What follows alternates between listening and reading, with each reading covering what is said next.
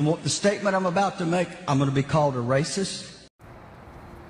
I think I need to take some blood pressure medicine before I watch this video.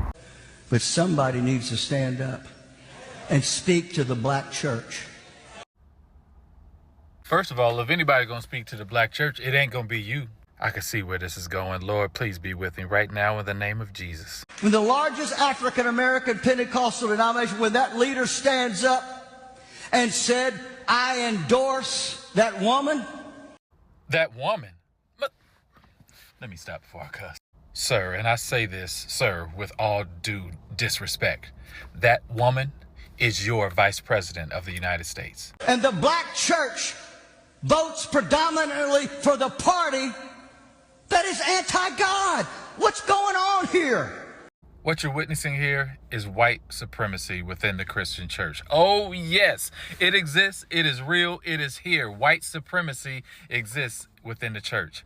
Who is this man to stand in a pulpit, proclaim that he's a man of God, and chastise the black church and tell us that we're ungodly?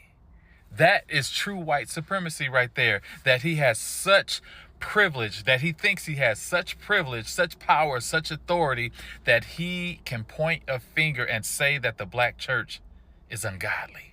If 1860 was today, they wouldn't say a word about preachers preaching against slavery. If 1860 was today, we wouldn't say a word about anything out of fear for our lives. We would be hung, we would be lynched for just speaking out of place. If 1860 was today. Matter of fact, it feels like 1860. So then why will not the African American church stand up for righteousness? Now, the next thing I'm about to say, I'm not saying this about all white churches, because there are many white churches that I love and respect, and y'all know I rock with y'all. But for those other white churches that I'm talking to right now, you see, the truth is, the black church has been standing up for righteousness long before the white church. When the pews of the white church was filled with slave masters, the black church was praying for their freedom. When the white church believed that we were just 3/5 of a human being, the black church was telling us to still hold our head up high and keep our dignity. When members of the white church didn't want our children in their schools, the black church was fighting for our schools to be integrated. When the white church had people like Bull Connor in their pews, the black church had people like Martin Luther King and John Lewis who were marching for our freedom and our equality.